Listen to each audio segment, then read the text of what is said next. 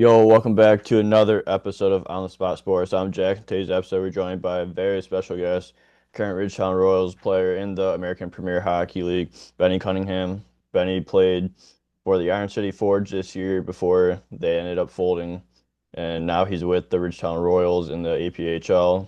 He had a stint with the Dashers Hockey Club in the Federal Prospects Hockey League last year, and he spent his junior hockey days in the GMAHL, the USPHL Premier, and the NA3HL. So I'm excited to dive into your career, and you're also an advisor too for Northeast Selects, and so I'm excited to dive into that as well. So welcome to the show, Benny Cunningham. Hey, that's an amazing intro. I don't think I've ever had an intro like that in my life. So I appreciate that. I'm happy to be here. Thanks for having me on, man. I'm glad we could finally make it work. Yeah, of course. Gotta give my guests the best intros possible. So gotta go all out for it. That's right. Yeah, but to start things out, like how have you been? Like you had quite a wild ride this year for hockey wise. So like what have you been up to? So I mean, yeah, it's been an interesting year to say the least. With Iron City, we started the Iron City Forge last season in the new senior A league called the APHL. Kind of just wanted to bring a team into the league, wanted to start a Pittsburgh franchise. Just kind of knowing, this city is just such a big sports town, and it's just everything for the most part is revolved around the sports teams and that kind of thing. So we just figured, it's an easy sell. Like people are gonna want to come out and watch guys hit each other and fight and that kind of thing. Um, but not to dig too deep into it, I just think we just got became a little behind on the business side of things, I would say. I don't really know too much when it comes to, the front office and all of that. But from the beginning, I was one of the initial guys that helped start things up. So to see it, end up the way it did this year is pretty upsetting. And it's also upsetting to a lot of other people too. But I know people are currently in the process of trying to get a team back in Pittsburgh for next season and moving forward in the APHL. Um, but yeah, I mean, as for me, I've been kind of transitioning my play into coaching and advising young athletes, players that, crave that, feeling to play at the next level or just to be challenged, that kind of thing. I look for kids that, well, I do summer tournaments, spring summer tournaments. I do some advising on the side. I really just kind of reach out to players, parents, and try to get their interest in hopping on with me for stuff. But as for playing, yeah, with the Forge folding and everything, I kind of just I wasn't sure what I was gonna do for that point.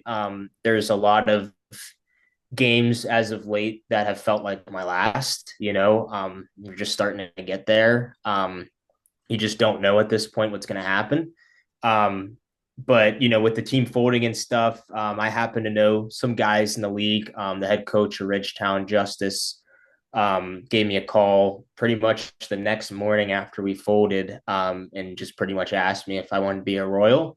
And I had played in Canada before. I'm pretty familiar with their hockey culture up there and just kind of everything. And and they're probably one of the, well, they're definitely one of the best teams in the league, definitely a championship contender. So it was really, it was hard to say no. So yeah, that's kind of where I'm at right now. I played with Ridgetown the other weekend in Clayton, New York against Thousand Island. We won the first game 9-4, and then we were down in the second game 5-0. Came all the way back and beat them, and we scored the game winner in like the final minute. And that was a really cool experience. So it's definitely since then, I've been kind of debating on like what's to come moving forward. Of course, I want to finish the season with a team and win a championship, but say that all happens, it's going to be even harder to hang it up. So, but yeah, that's my long answer for you.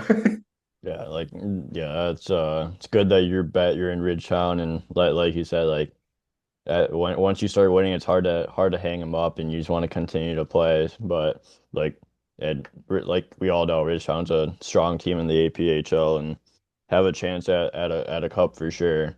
Like what's it been like just being there for the last two games and just enjoying that culture, like you said?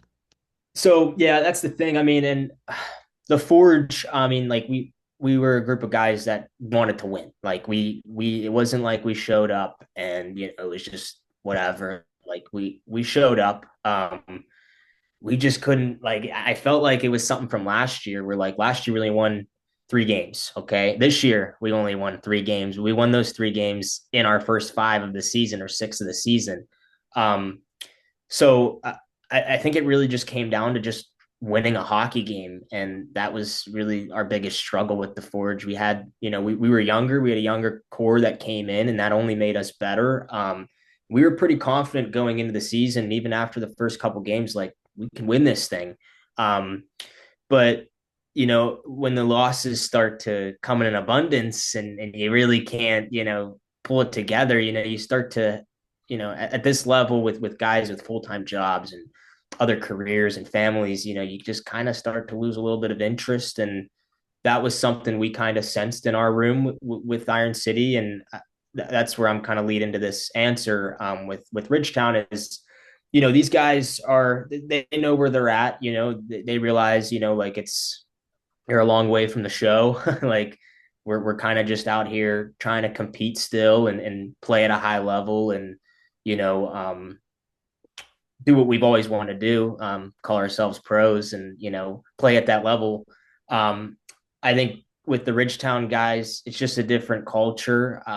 Not that either of the teams were more serious about winning. It's just, I think the experience factor plays it makes a huge difference in this league, especially when you have guys that come from playing, higher end junior college hockey, club D1, NCAA D3, I mean, even club D2, D3 for good programs nowadays.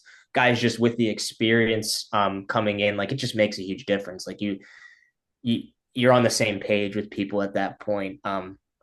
I think something with Iron City that was tough is just chemistry was building, but we didn't really have a full grasp on it. And it was taking a little bit more time than we were anticipating. And I think with Ridgetown, the difference is these guys just kind of all click. I don't know if many of them played together before. I don't really think, a lot of them played together before anything, but I think they just know how to play the game, man. Heads are up.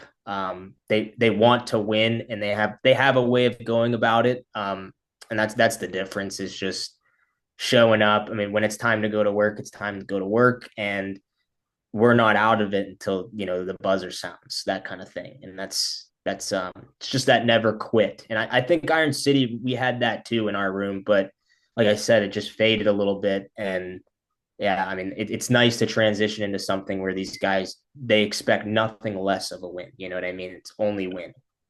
Yeah, it's good and good culture to be a part of, and just makes everyone strive for greatness, and just to be able to continue going from the drop of the puck till that buzzer sounds to end the game. And like you said, like you guys came back five from behind 5-0 and won 6-5. So just On the testament road. to that on the road. Yeah. So great feeling. It like I said, I mean, it's tough to there's nothing negative I have to say about that Yeah. experience. I drove a pretty long way. Of course, I had some things taken care of on my side, which was nice. But I drove all that way to play the other weekend, and on the way there, it's just like I'm at a point right now where it's like, do I keep going? Do I turn around? Yeah. Like, what am I doing this for? Where is this going to get me? Who?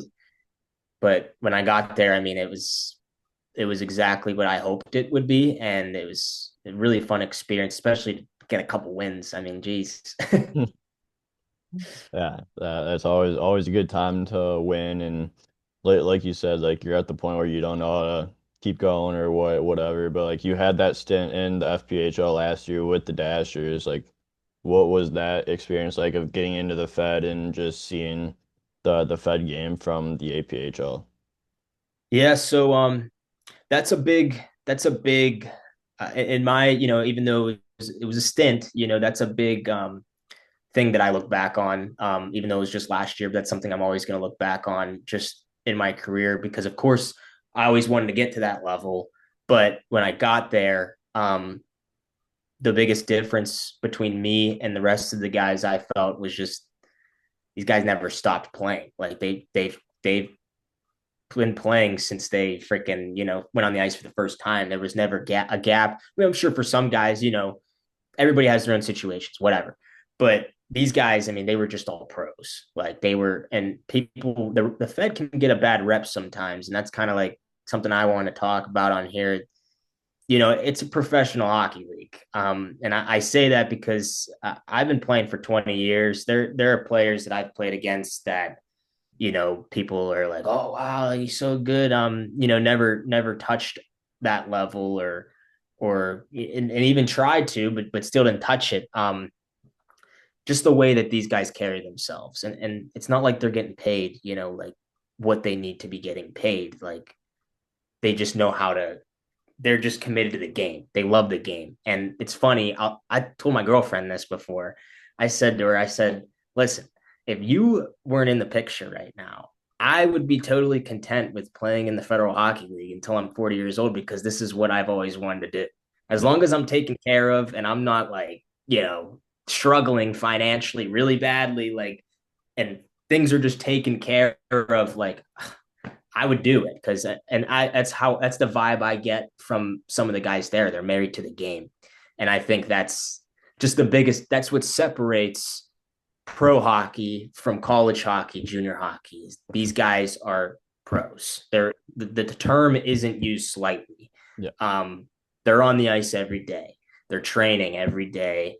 They're carrying themselves like pros. Great character.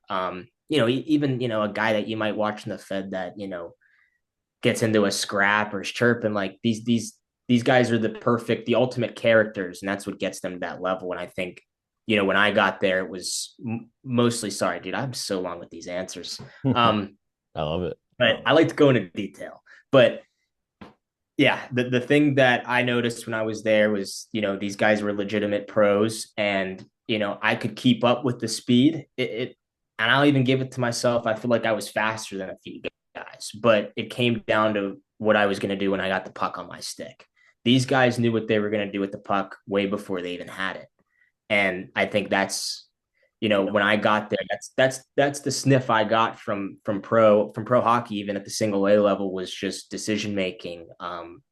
What you're gonna do without the puck, and the game just becomes, it's a simple game, right? But it becomes the little things become a little bit bigger once you get to that level. Yeah, that's huge, and yeah, like the Fed is it's a good league. Like there's a lot of skilled players there, a Yeah. lot of guys that probably shouldn't be playing at the Fed level. They should be playing, yeah, at least the SB even the coast. Like, I mean, obviously it's not the NHL, but like, Right. especially when you get like the Fed, the SB, even like the coast now, like you see a lot of players going from the Fed to the coast for call ups. Like it's everything, like all those leagues are getting closer and closer, and like the the air or the and like the compete level that you have to be to play at those levels, and like it's fun. It's a fun time too. Like you're on Yeah. the ice every day with the boys. Like you're going on road trips. Like you never know what could happen on road trips with like just the stuff that happens with like buses and all that. And like it brings you closer as a team and as a unit. So like, it's a good league, and it's a lot of fun to play in too. Yeah, dude. Even the short time I was there, it was just cool to just walk into the rink every day, and just it of course made me feel like I was back in junior again, but it was just much more, like it Yeah. was that plus, there were just certain levels to it where it was just a good feeling to be there. Yeah, of course it was the bottom team, and they weren't doing so hot, and new players were coming in every day, but that's another thing that's what makes it pro, is like there are guys that fighting for their jobs every day. So it's a really cool place to be. And I definitely, to people out there that try to sell the Fed short. It's not the same old Fed, that's for sure, and I figured that out as soon as I got there. It's much faster, more talent. I mean, you got kids that play in the USHL, um, the NA, D1, NCAA. NCAA D1. I mean, you got ECHL guys coming down from time to time too. There's a guy I was just looking at yesterday. I mean, he was playing the coast start the year. Like it's just it's a pro league and you're gonna be challenged and you're gonna you if you don't figure it out, like you'll get ran out before you even know it. And my situation, I mean, I played those 2 games. I didn't finish out my PTO. Um, middle of the week, coach brought me in and just kind of told me, he was just like, hey, like I don't want you to go. And I was like, oh, because I thought he was bringing me in because he wanted me to leave. Okay, like he Yeah, was like, all right, you make it, like you cut, like see you later, which is basically what it was. But he had a way of saying it to me. He was like, listen, I don't want you to go. I want you to leave. And like a part of me was kind of already set on going home to my girlfriend and taking care of things here and whatever. I got my experience. He's like, I don't want you to go. I was like, oh shit. And then he was like, he proceeded to say, I want you to stay and work at the rink and practice with the team, but you're not going to be on the roster and you can't travel with us. And he's like, your living will still be paid for, but we can't cover your food all the time and like stuff like that. Um, and I was just, I don't know. For me, it was just tough to be that far away from home at this point. And I don't know. Part of me wishes I stayed and just stuck it out and was like, okay, I don't know, because that coach got fired 2 weeks after that. So I would have gotten sent home anyways. But that was kind of my exit there. I wish I finished out my PTO, but I kind of just got into a little bit of there was a goalie there that was with me from Pittsburgh who I rode up with. He happened to be going home that night because he was already told he was cut. He didn't see a point staying there because he's a goalie. He already played his 2 games. And I guess the goalies only get 2 gamers for the yeah, PTOs, right? yeah, Um, so it was just one of those things where I was like, you going home tonight? All right, I might as well too, because I'm probably just going to be on the bench this weekend. And yeah, but I wish I stayed and finished that out for sure. yeah. But like you said, you took like a lot of good lessons out of it. Like you got to be quick with the puck and know where you're going with it before the puck's even on your stick. Like it's just little things like that. Just to get to be successful at that level, you just need to know have that step ahead of everyone else in like the APHL and all those levels, and you just gotta continue to develop those little like mindset and like those like just to be a step ahead of the play at all times. Right, right. Yeah, but like what's some other advice that you'd give for guys looking to get into the Fed or looking to get in the APHL and just or whatever level that may be to just to continue to go grind through and chase the dream. Don't let anyone ever tell you that you should be done, Yeah, because that's not up to them. They don't pay your bills.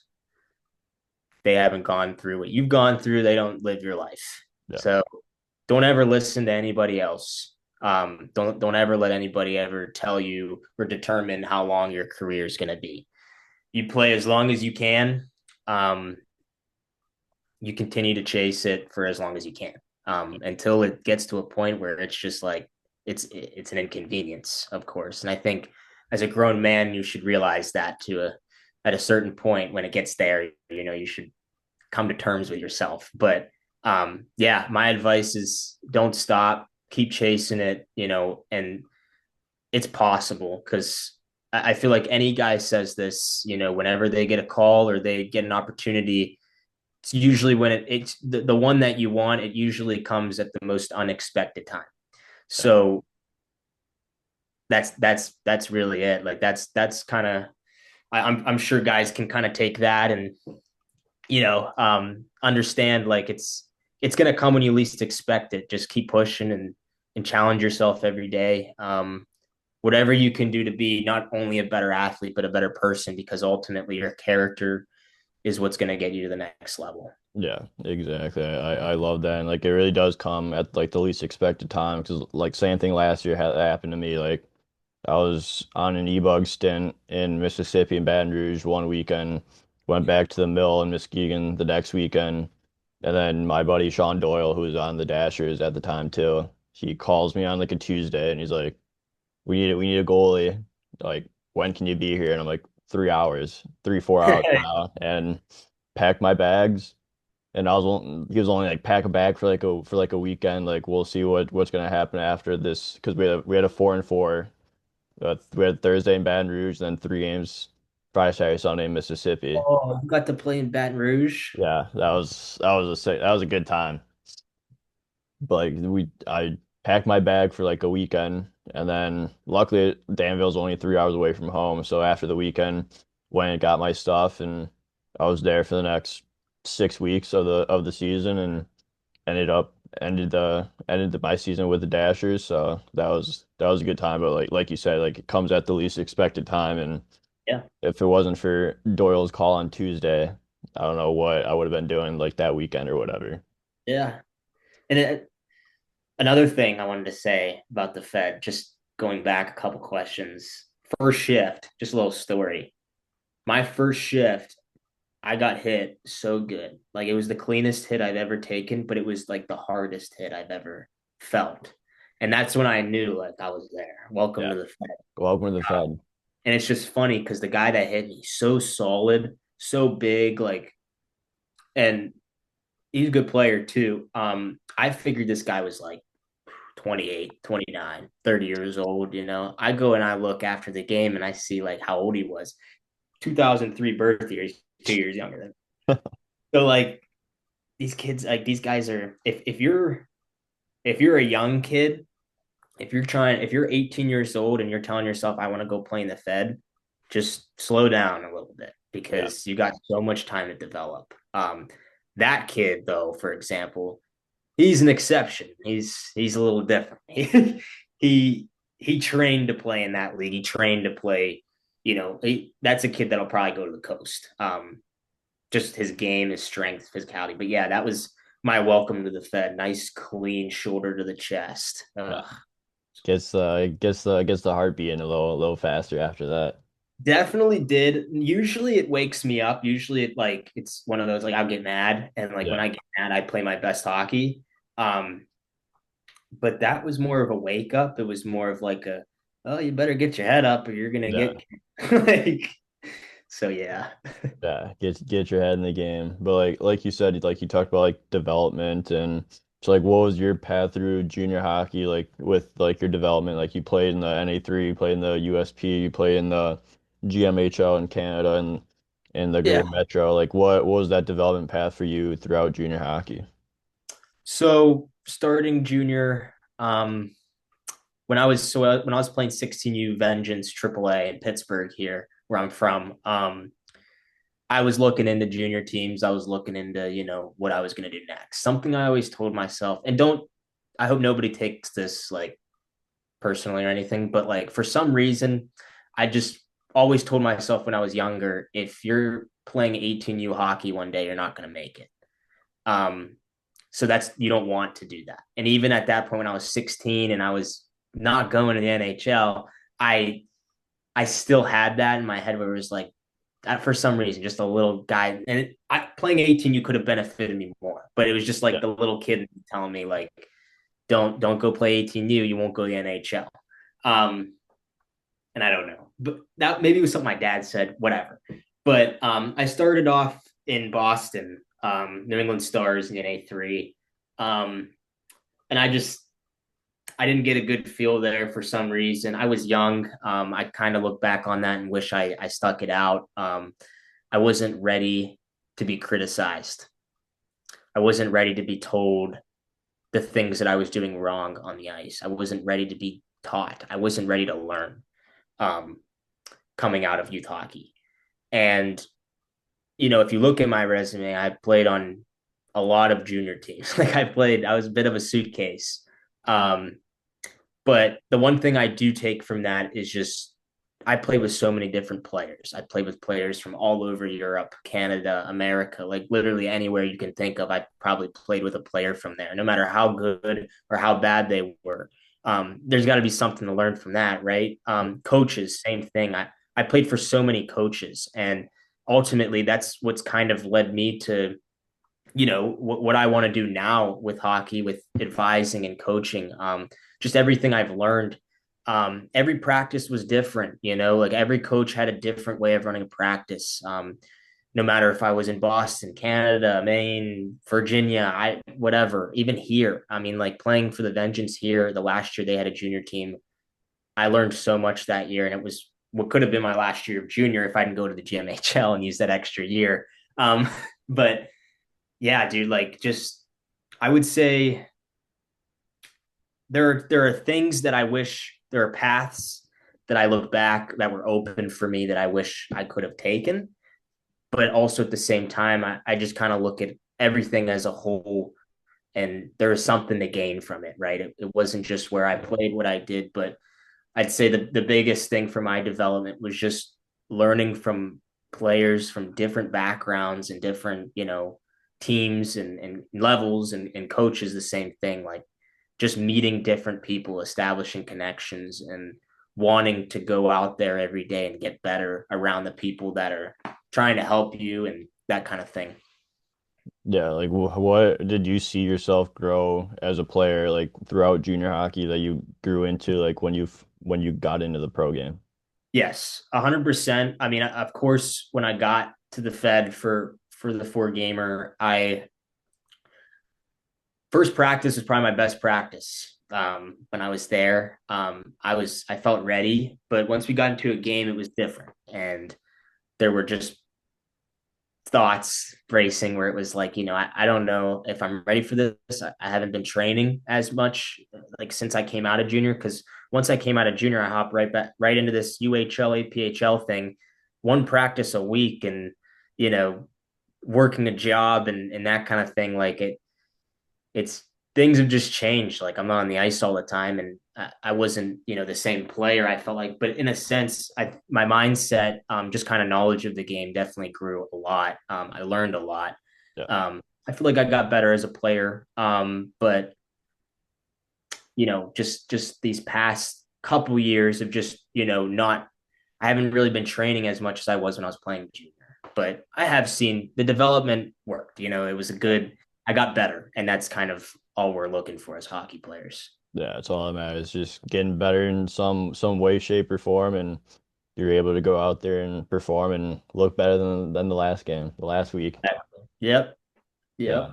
Yeah. But like you said, like you played for the Vengeance in Pittsburgh in the USPHL Premier League. Like what was it like going back to Pittsburgh? Like it's where you're from.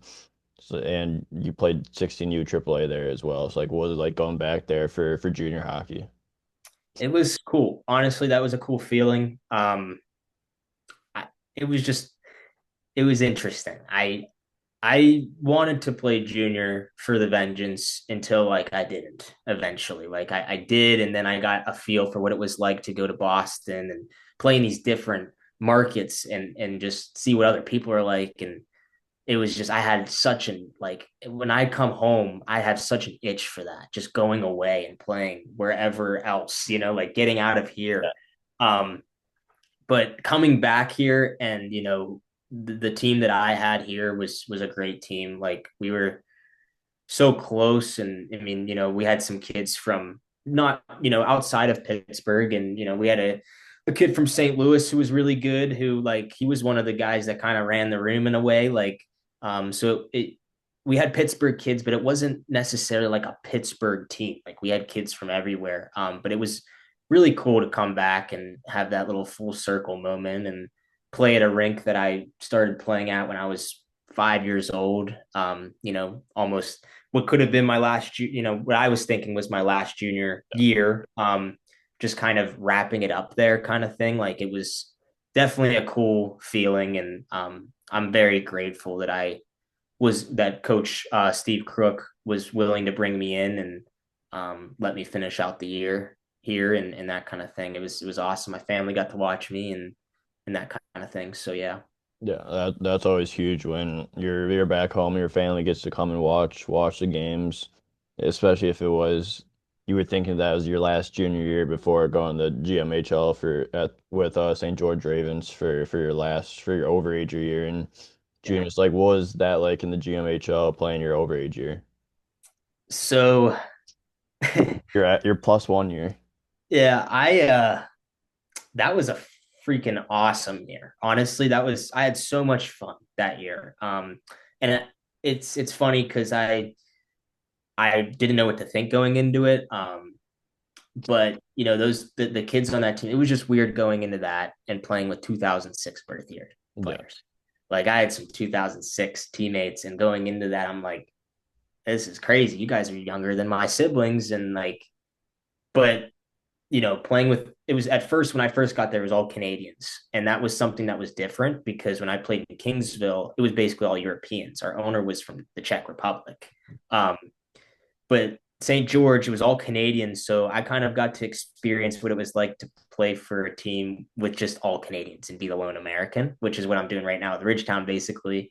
As you can tell, I missed it. But I loved it. I love just playing in Canada. Canada is just a different. Of course, we have a great thing here for hockey, and you know whatever.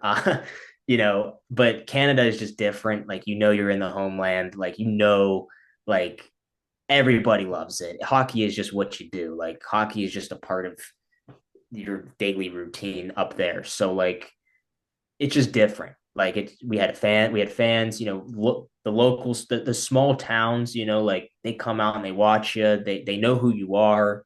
Um, so you know, even though we lost in the first round that year in a game seven situation, I met a lot of great people, and I'm very happy that I used that extra year to my advantage because I had a lot of fun with that group, and you know, I got to my game came to life a little bit more up there. Even though I was, you know, of course there were still overagers playing against me, Yeah. but you know, I was playing against some younger kids. But it was also an opportunity for me to kind of come out more as a goal scorer and you know, produce a little bit more, which was a nice feeling, of course. Yeah. Gotta love scoring goals, especially when you could put it on the stat sheet and it's always fun scoring goals. Like now for me it's obviously saving goals, but like I still love scoring goals too. Unless it's from me from the blue line. Yeah, One that timer off that the was boards. that's a once in a lifetime thing for you. Yeah. Oh, dude. I mean, maybe against you, but against other goalies, I'd be scoring the weirdest goals ever. Ask any teammate I've ever played with. I score the weirdest goals. Hey, you get in there, you're a grinder, getting in there and just putting the puck on the net and somehow finding a way in. Jam it away, baby. Just jam it. Yeah, Get jamming crushed. away.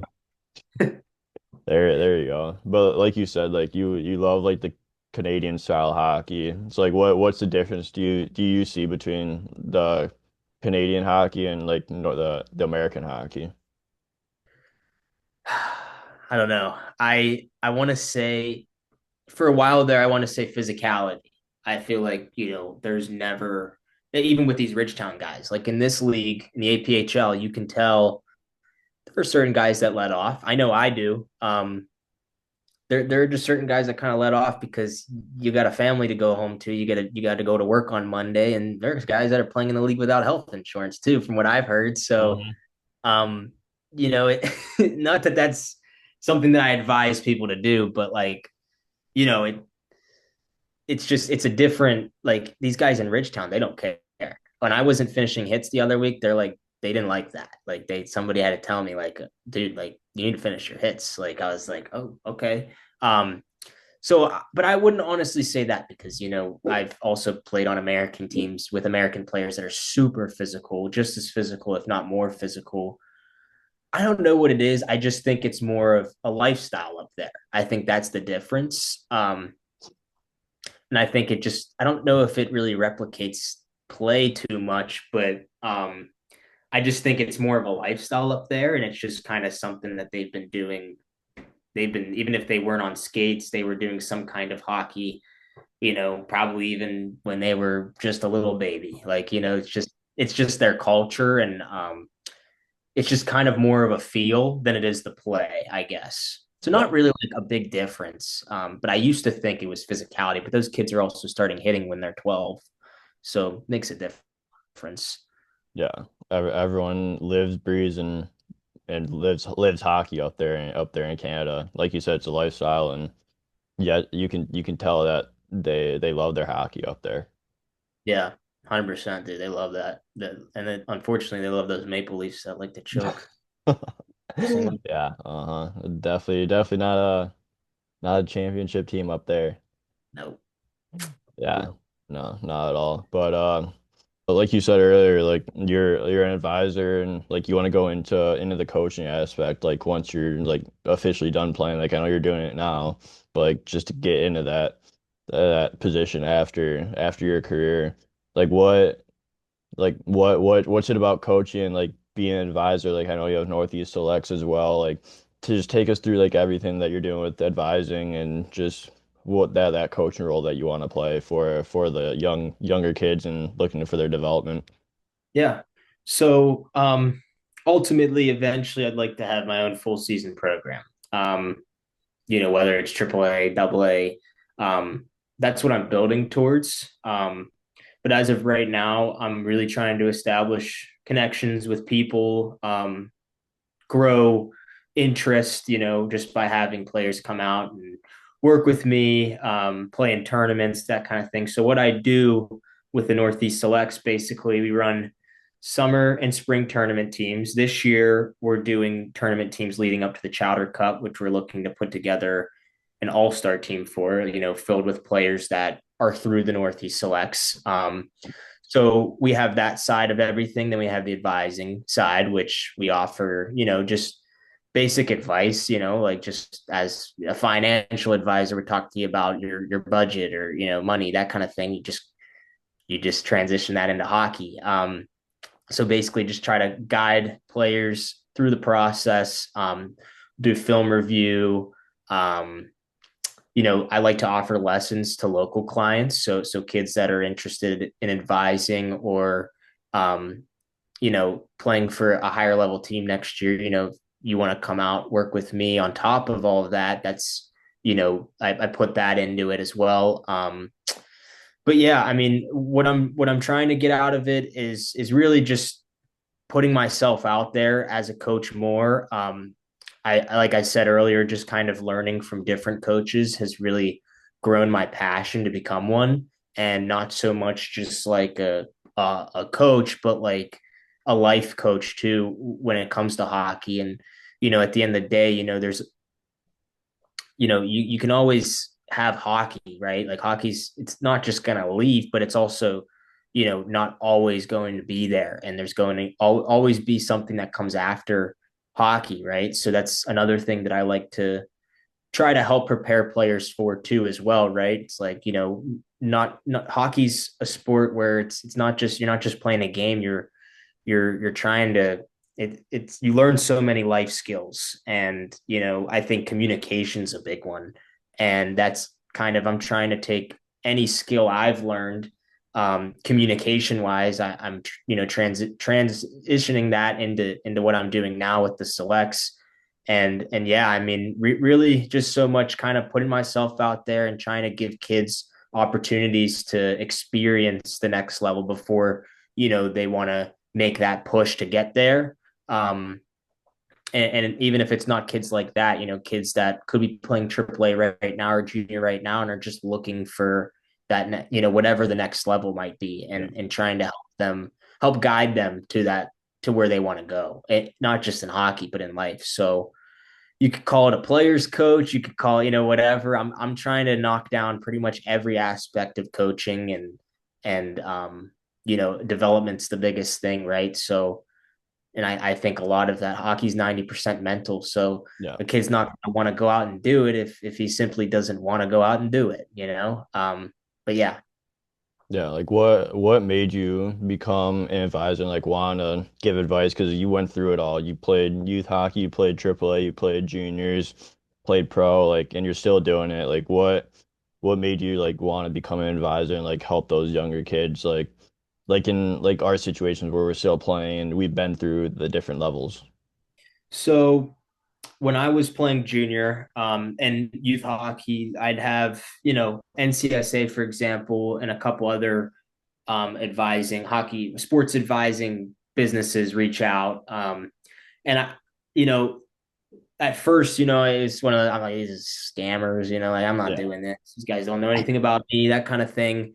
Until like I kind of got to talk to people more, and it was really, for me, it's a money thing, like if you have somebody that says he's interested in helping you and he's gonna charge you like over $1,000, even like a month, just to say he wants, like it's a money grab, right? yeah, And that was something that, the more I got in, especially like my last couple of years of junior, the rookies, coming to you for advice and like, just anything they needed, like, that was something for me. I also, I'm going off track a little bit, but just to put into detail or into perspective a little bit, I grew up around a big family. I have 10 siblings. Um, so there was always, if a couple siblings got into a fight, I mean, the older brother steps in and has to, talk it out, oh, what's yeah, wrong? Sister comes to the older, it's just that's how it was growing up for me. If there was a something going on in the house, people weren't getting along, there was always like a clique or a couple people, that would all come together and just talk it out. And so that kind of, I think I would say, like, just the community. I love establishing connections. I like talking to people. I love the opportunity to help. um so I mean, I guess seeing how coaches that I played for growing up, seeing how they went about things, that was something that interested me. And then, like I said, with the advisors from the past, like not so much like, being interested in what they had to sell, but like seeing that that was a thing and seeing how I could do it without, charging somebody and a boatload of money, like yeah, actually doing it because I have the connections, I have the experience, and I see what the kid has. And, and if he wants to do it, like that's all I need. Like I don't need a dollar bill in my pocket for that. Like the most satisfying thing to me at this point, especially even when with playing, like everybody says it, like we didn't get to the NHL, and that's going to be something that I think that gets to every player. Of course, you get to a point where it's just like, okay, I just wasn't meant for it, whatever. But yeah, like, who want to play in the NHL? If that's not why you started playing hockey, then I don't know why you started playing. I yeah, mean, that's not me trying to be mean or like ignorant or whatever. I mean, that's cool if you want to start playing because you love it. Like, but like when you when you're competing, when you're playing in these hockey's such an expensive game. Like it's probably one of the most expensive games, probably top five in the world, I would yeah, say. Um, so there's already so much money coming out, and I kind of look at what I'm trying to do as an opportunity to kind of step in and be like, hey, this is maybe a way where you can save money and still get to that level without having to do all these little camps and doing all these, you're just giving people money. like the money grab camps. Right. So kind of trying to step in, just because that's something that I'm just coming out of, really. And just trying to I want to make people more aware of how they're spending their money and what they're doing with their kid, and like what they probably should be doing. Yeah, and like it's big because like especially when you have guys like you that are actually wanting to do it, not for the money and like wanting to help kids out. Like there's a lot, like we both know, there's a lot of people that are just doing it for the money, charging an arm and a leg for being an advisor and not really doing anything. But like just to Right. have you like have the experience, you have the connections, like we know hockey, we know people in the hockey world. Like the hockey world's such a tight-knit community that like that like I know people that you know people I know, and just like Yep. it's such a small world, and that's how you build your connections as well. Yeah, exactly. And Yeah, that's kind of what it is at this point. Just continue to build until, I kind of get to where I want to be, and hopefully I have, the interest I'm looking for, and hopefully players and parents and families see me for what I'm really trying to do. yeah, yeah. Build and develop their kids, and just get them the best experiences that they can, and put them in the best situations as possible. Exactly. Yeah, but I want to end this segment with like what you like when you played youth hockey throughout Pittsburgh, like what made you start playing the game of hockey and really fall in love with the game? It's probably my favorite story, honestly. um, so it's a great story. So I don't remember it. My parents do. Um, but I used to watch these. My dad always loved hockey. He never played. He actually coached college hockey, West Virginia, Robert Morris, and Penn State. Never played a day in his life, but just grew up loving the game and always wanting to play. And like I said, it's an expensive game. Some people simply couldn't afford to play. Yeah. Uh, and you know, he had all these old Penguins tapes, these old Penguins like games from like the 80s and 90s on like little C or DVDs and stuff. So he'd play those. I liked watching them. I'm not sure how. I think I was like 2 or 3 when I started like, oh yeah, this is cool. Um, so I was watching the one day in the kitchen. I think we had a TV in the kitchen. My mom was cooking. Um, this is just how I remember it being told to me. So I'm watching it. The way I would watch TV when I was younger, especially hockey, I'd be like this. I'd be like Yeah. right up, Glued to the like TV. up close and personal, like Yeah. like right in front of the TV, like just into it, super engaged. Even from that age too. I was watching a game. It was the Penguins and the Flyers. I believe it was either the second or third round of the playoffs. It was like a game 6 in overtime, and Peter Nedved scored the game winner and did a celebration in the middle. Like he like ran to the middle or skated the middle of the ice, went down on his knees and like had like a celebration because they just won the playoff round and they were moving on. Yeah. Um, that's when the Penguins were wearing the Robo Penguin jersey. And just in that moment, I turned around and I told my mom that I wanted to play hockey. And yeah, I mean, from that point forward, my parents were looking into like, learn to skate, learn to play, developmental programs. They weren't finding anything because it was kind of a little late. It might have been, I don't know what the time of the year was, but I know that learn to play programs were already like happening and stuff. So they got me in with the North Pittsburgh Wildcats and Cranberry. They had like a developmental program, and like most of the kids were like 7, 8, 9 years old. And here I was out there for the first time at 3 pushing around a bucket. Um, and I guess there's a video of me, my first time on the ice. I like pushed the bucket, I pushed the puck into the net, and I like went up like this to celebrate. And I fell on my butt. And when it was over, when that first day was over, I was the last person to come off the ice, and I was bawling my eyes off Yeah. out because I didn't want to get off. And my parents like just something they'll never forget, and something that I'll always look back on. Like this is why I start like I just love the Yeah. game. Like I've always loved it. And Nedved's number was 93, so that's the number that I ended up choosing for pretty much the my whole career. So yeah, that's the story. Yeah, that's a heartwarming story. Just Yeah.